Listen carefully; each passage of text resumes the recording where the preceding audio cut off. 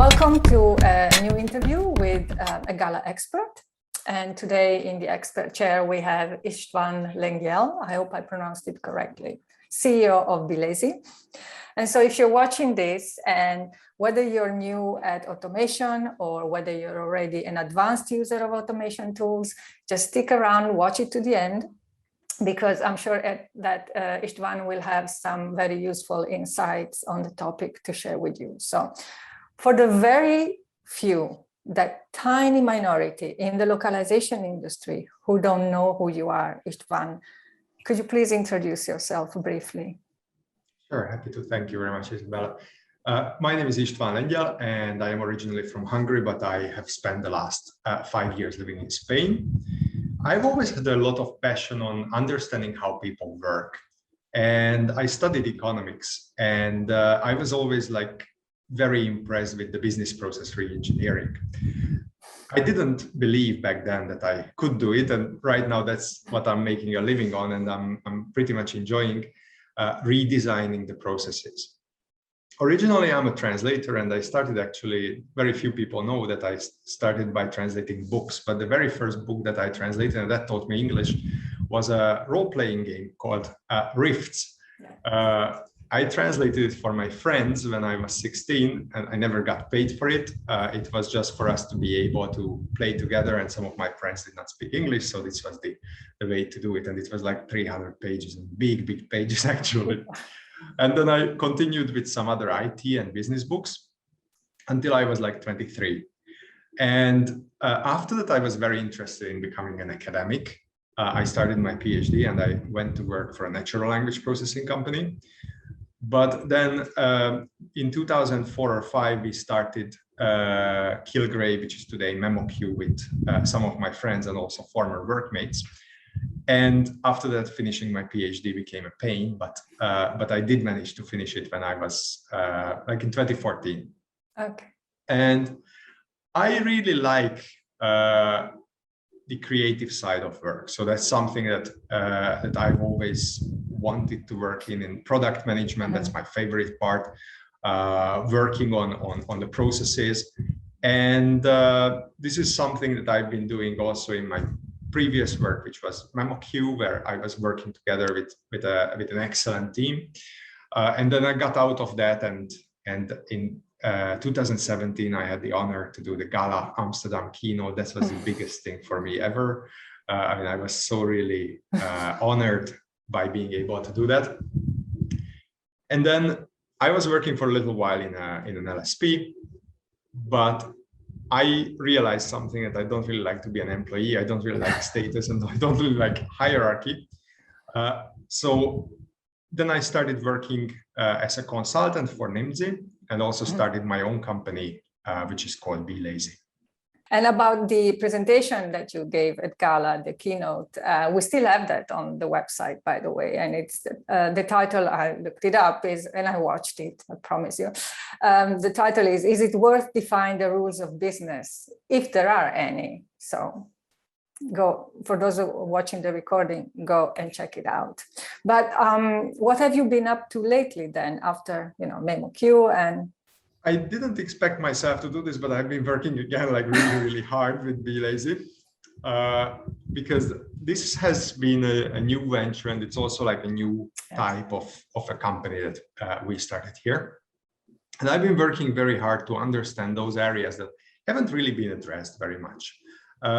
I remember that at the Munich GALA conference, I had a conversation with Patrick Nunes about DTP, that we should do a presentation about DTP, because nobody does presentations about DTP. And I also learned that there are a lot of areas about project management, about outsourcing, about processes that people don't really have a good understanding of. And for example, all these linguistic sign-off, the LQA processes, things like that, very much part of what we do, but very little discussed.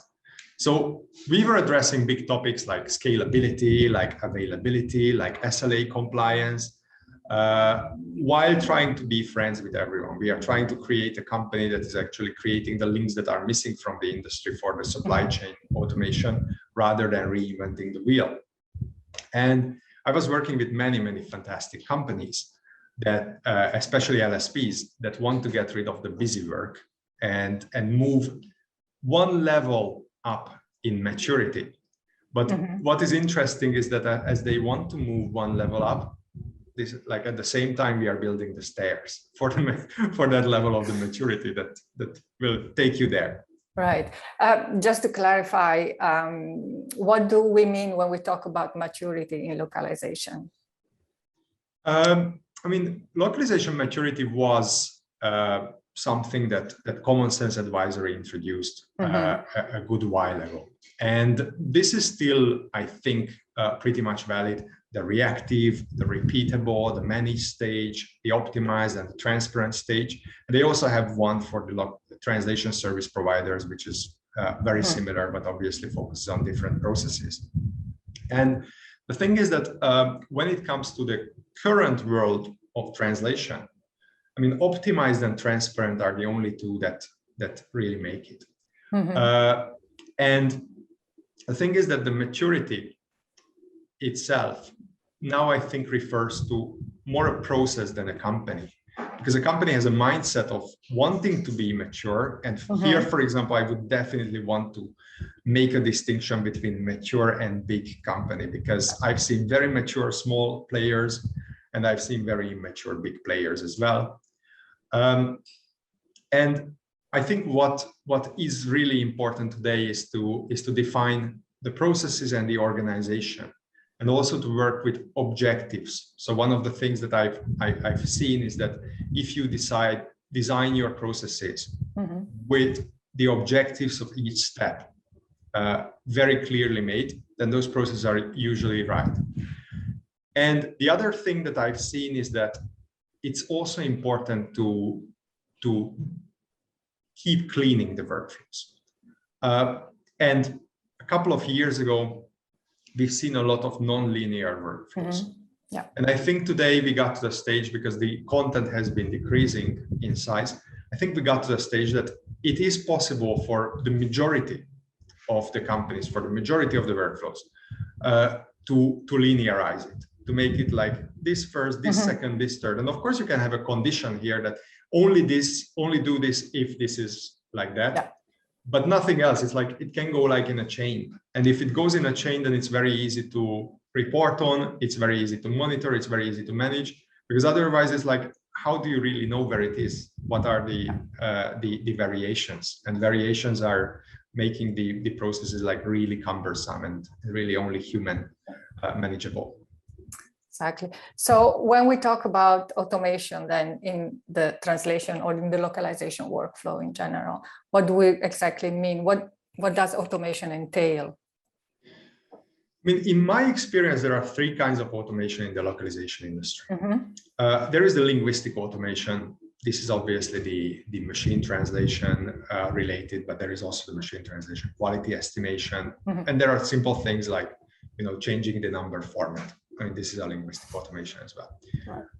Then there is the process automation that different tools offer within themselves. So like a template, like making sure that, for example, a project workflow goes without human intervention.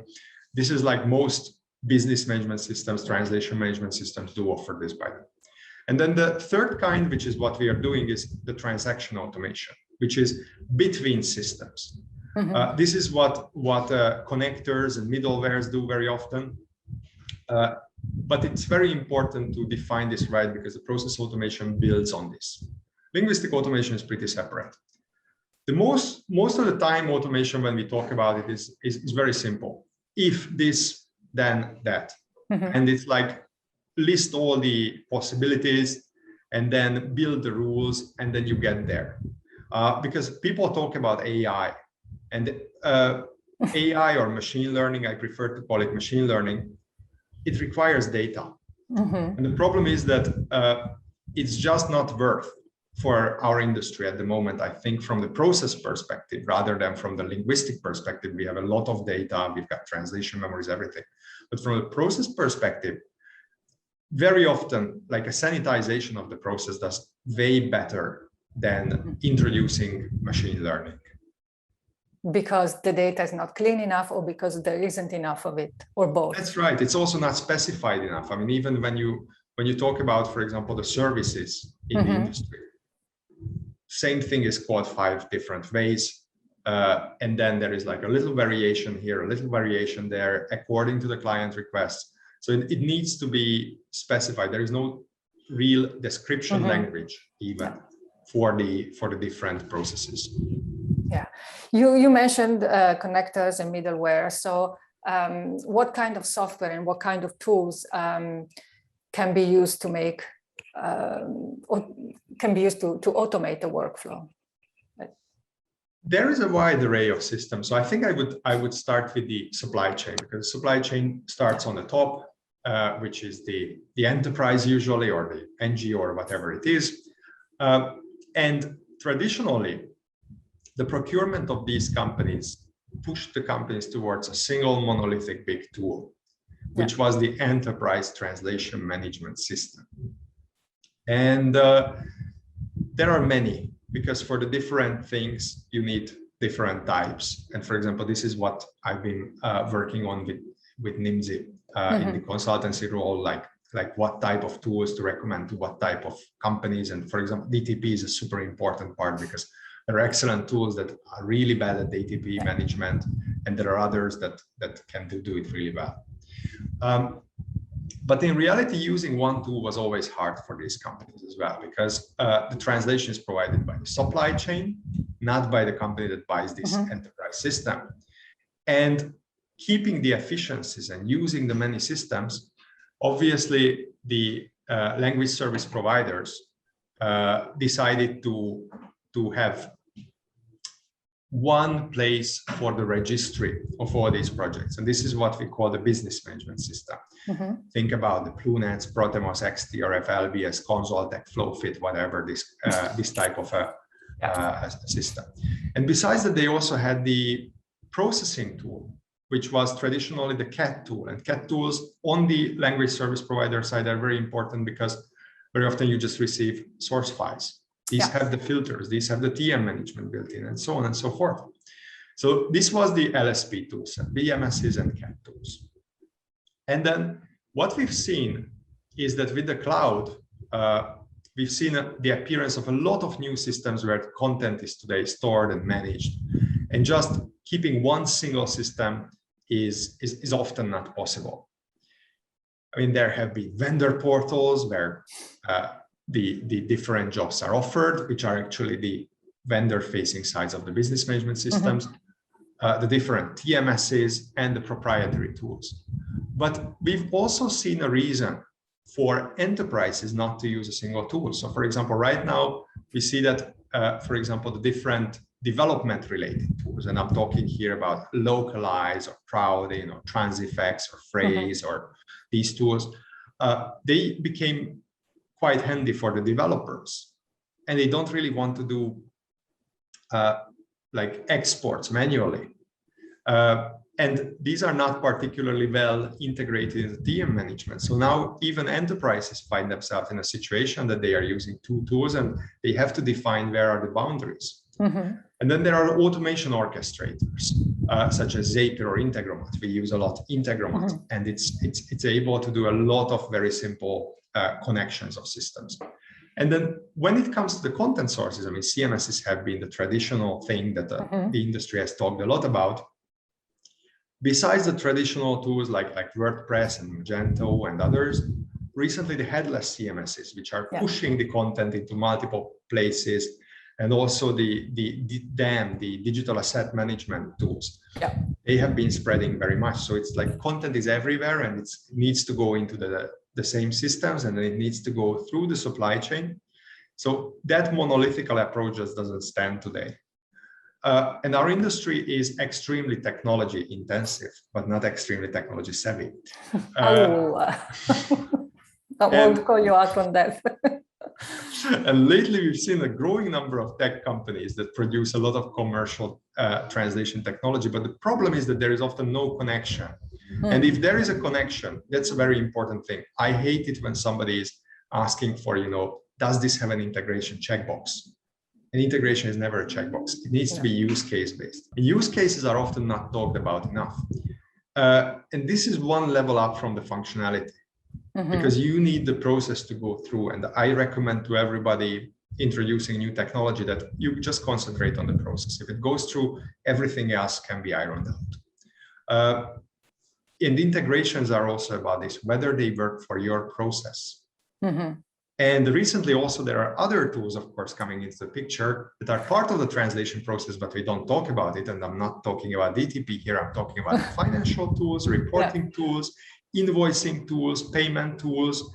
LSPs and also enterprises face this reality. Everybody that wants to work with translators works as much with the payment tools as they work with the vendor portals of the customers.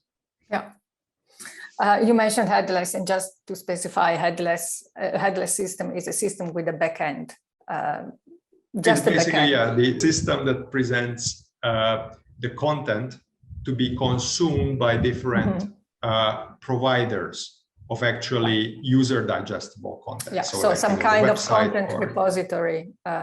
It is the central thing, and the content is repurposed for different formats. Yeah. And you mentioned processes, etc. So when an LSP or an organization with a translation localization department, whether they want to start or they want to expand on their automation, what would your first recommendation be? The first recommendation would be to map out what you're using.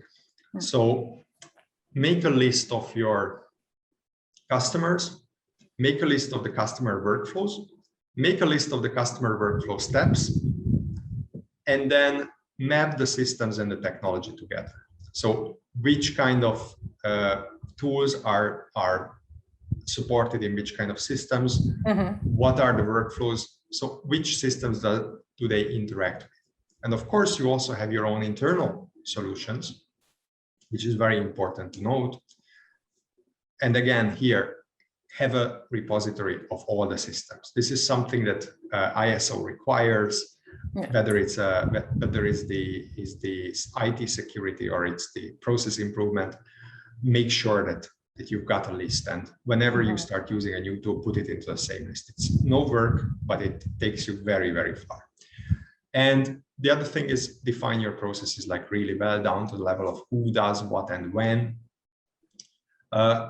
Because one interesting thing, I did a webinar with one of the people that inspired me a lot recently, Roman Cibin,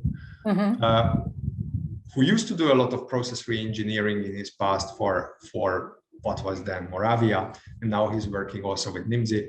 And he was mentioning a phrase that really captured my attention, that he thinks that there is no project management at language service providers, because everything comes from upstream. Yeah. So the old people, processes, and then tools is still your first recommendation. It still holds very true, yes. There is nothing changed there. So there's also a lot of talk about lights out project management or end-to-end automation, but let's just give it some kind of reality check here. What can you really automate within a translation workflow? What I think is that there is a typical answer, the small repeating jobs, because that's always linear, that's always easy. That would be the typical answer. There is another finer answer, which is workflows with relatively few exceptions, where you can enumerate all the exceptions, all the variations. And this should be metadata driven. So there should be an indication in the customer system that I need to use this workflow, I need to use that workflow. And the rule of thumb that I would like to give is that try to think about it as a new colleague. What people know what to do with by only looking at the data available, and 3 people would do the same thing after a training course, that can be automated. Okay, that's a very good rule. But how long would it take to reach this kind of automation level then? I think it depends very much on how well defined the problem is. I would say that the shortest is half an hour. I've seen companies automate in half an hour. Okay. Yeah, full workflows. I've seen companies not getting there within a year. I think that there is like the buy-in, there is the fear of change. These are things that vary from one company to another.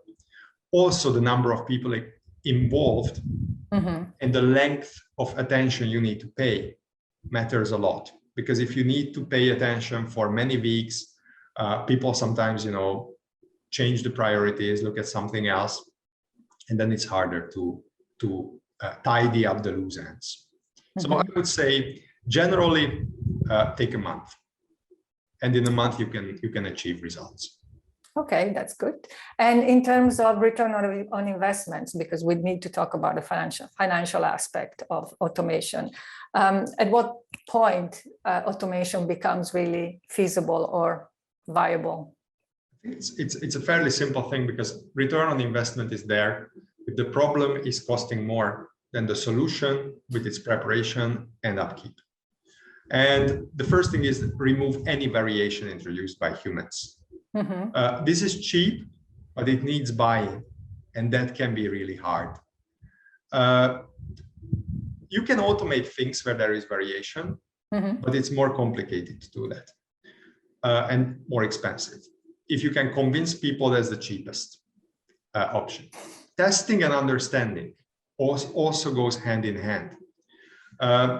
So automation also has an additional benefit, which is the standardization, which is allowing people to give attention to new things, to other things, and to speed up, because you don't have to wait. You don't have to wait for individual decisions to be made. And I think that that basically automation, standardization, and speeding up are three objectives that are separately worth examining. What you want to achieve, what is your goal with this? Okay, you've shared a lot of insights already, but just one more question for you. Other than increasing, of course, profitability, what's the impact, or what are the benefits of automation? So for the diehards, we just don't get it. Okay, so just a few. I mean, I was talking last week to a very esteemed former language industry professional, and he was telling me that what you should be saying to people is that the project manager should be able to have a turnover of 100,000 euros or more. Okay.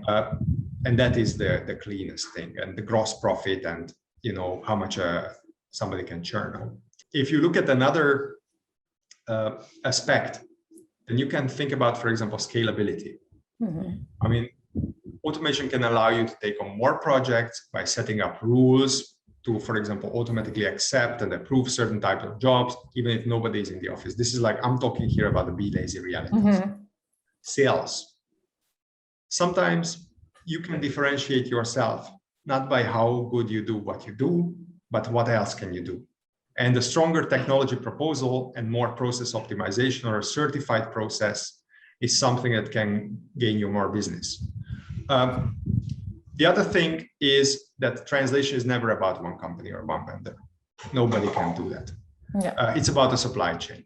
And the companies that can speak about the ecosystem are more likely to get an attention. And automation helps you with the ecosystem very much. There's a productivity impact. There is a human impact, which is that the project managers don't have to allocate their time, and they free up in their minds. They are able to think more. They are able to get focused on the improvement of the company, on things that are like higher added value jobs. And this way, we believe that automation actually increases job satisfaction and the confidence when they are handling increased throughput. And finally, the error impact, which is computers are better at committing fewer errors for very well-defined tasks. And automating the translation workflows requires a clear process thinking. So it's a human who thinks through everything, but it's the computer that guarantees the lower rate of error because of all the outsourcing, speeding up, scalability. There's another thing. you can grant the translator extra time to produce a better quality translation, to read it through, let's say, twice. And I also believe that this is a very good additional impact of the automation. Yeah, the quality is still the holy grail for the whole industry. Maybe I shouldn't say that, but well, thank you so much, István, for your insights and all this information that you were willing to share with us. And I'm sure it's going to be very valuable for our audience within GALA and outside GALA. So thank you. Thank you very much, Isabella, and thank you for listening to this.